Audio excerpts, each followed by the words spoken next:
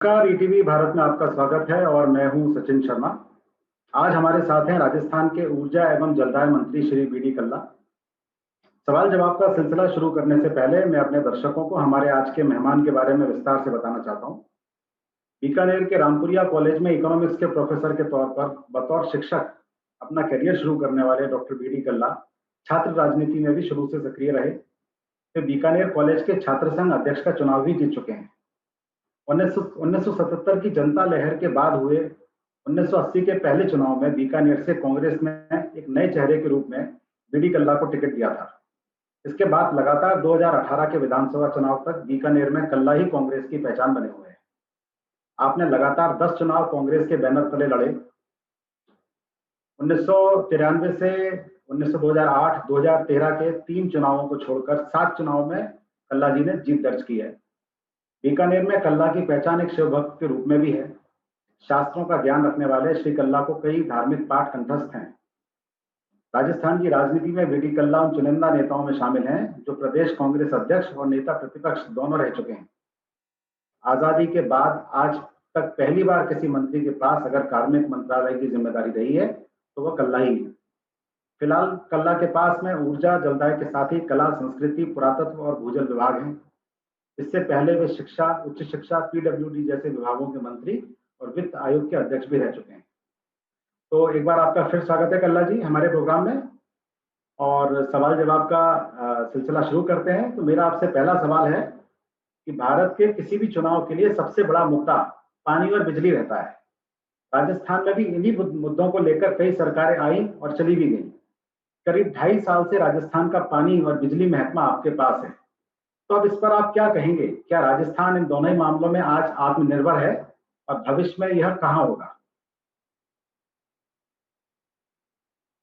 राजस्थान जब आजादी के बाद नई करवट लेकर यहाँ प्रजातांत्रिक सरकारें बनी, उस समय आजादी से पहले 13 मेगावाट बिजली पूरे राजस्थान में उत्पादित होती थी।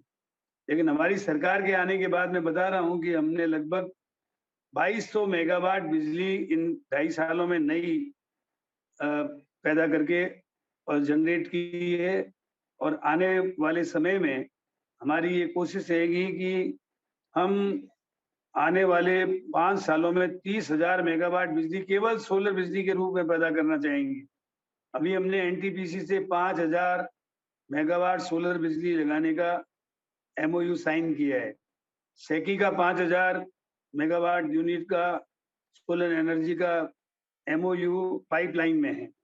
और इसी प्रकार प्राइवेट सेक्टर में अनेक लोग सौर ऊर्जा के संयंत्र लगाने के लिए राजस्थान में आ रहे हैं। हम बहुत शीघ्र अभी सूरतगढ़ में 660 मेगावाट का सुपर थर्मल पावर प्रोजेक्ट लगाने जा रहे हैं। तो ये इसका कमर्शियल प्रोडक्शन लगभग जुलाई में शुरू कर देंगे। तो इस प्रकार ये होने से आप देखेंगे 28,080 मेगावाट बिजली का जनरेशन हम हमारी सरकार के आने के बाद में कर चुके होंगे। इसके अलावा 810 मेगावाट बिजली सोलर एनर्जी के रूप में राजस्थान विद्युत उत्पादन निगम के द्वारा पैदा की जाएगी। और अनेक प्राइवेट सेक्टर के लोग हमारे यहाँ पवन ऊर्जा, सौर ऊर्जा के क्षेत्र में आगे आ रहे हैं। और मैं समझता हूँ कि राजस्थान सौर ऊर्जा में एक बहुत बड़े हब के रूप में डेवलप होगा।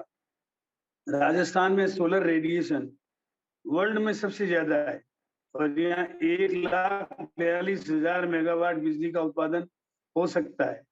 आज की तारीख में राजस्थान बिजली के मामले में आत्मनिर्भर बन चुका है। और मैं आपको दावे के साथ कहता हूँ कि हम यहाँ राजस्थान में हमारे यहाँ जो बिजली की रेट है, जो हमारी उत्पादन लागत है, वो लगभग 5 रुपए के लगभग आती है। लेकिन हम किसानों को 90 पैसे प्रति यूनिट में बिजली दे रहे हैं। हमारी सरकार के आने के बाद माननीय मुख्यमंत्री जी ने ये घोषणा की थी कि राजस्थान में 5 वर्ष तक हम बिजली की दरों में वृद्धि नहीं करेंगे। वो हमने नहीं की है 2.5 साल में। और ये भी उन्होंने आश्वस्त किया था कि 1 वर्ष में जैसा कि अभी आपने बोला, आपने सौर ऊर्जा वाली बात बहुत अच्छी बोली, उस पर मैंने एक प्रश्न भी तैयार कर रखा है आपके लिए। लेकिन आपने जो आत्मनिर्भर वाली बात बोली है, राजस्थान देश का सबसे बड़ा प्रदेश है, आबादी के लिहाज से नहीं है, क्षेत्रफल के लिहाज से है। पहले मध्य प्रदेश था, 2000 में छत्तीसगढ़ अलग होने के बाद में राजस्थान बन गया। हालांकि आबादी राजस्थान की कम है, लेकिन चूंकि एक बड़ा एरिया है और बहुत सुदूर छोटी छोटी ढालियां हैं, आजादी के 74 साल बाद आज भी राजस्थान के कई गांवों में पानी और बिजली नहीं है। यह फैक्ट है। ऐसे में जब राजस्थान में अधिकतर समय कांग्रेस की सरकार रही है, तब आपके पास मतलब क्या जिम्मेदारी, अगला एक्शन प्लान? क्योंकि ये आपने जो बोला है आत्मनिर्भर बन चुका है, लेकिन हर गांव के रेगिस्तान के आखिरी गांव के आखिरी इंसान के घर में भी जब बत्ती जल रही होगी, उसके लिए कितना समय और चाहिए आपकी सरकार?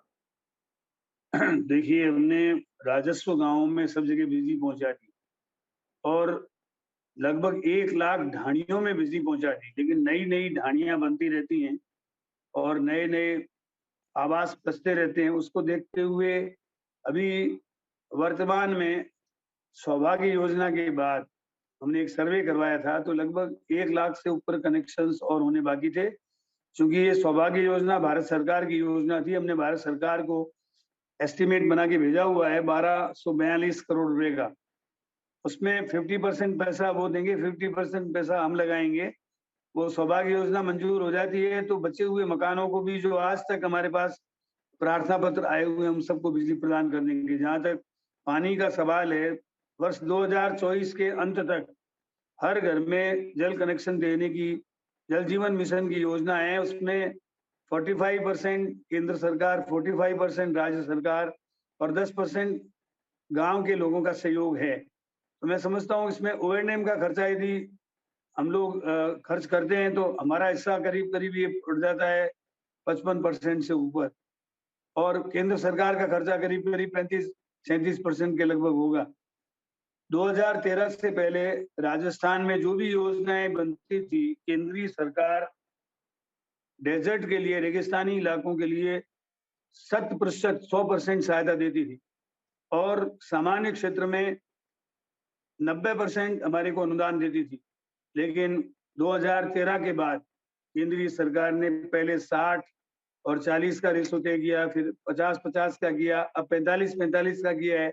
लेकिन वास्तविक धरातल पर देखा जाए तो 37-38% खर्चा केंद्र सरकार वहन करेगी और O&M को और हमारे खर्चे को मिलाकर हम करीब करीब 55% के लगभग खर्चा हम करेंगे।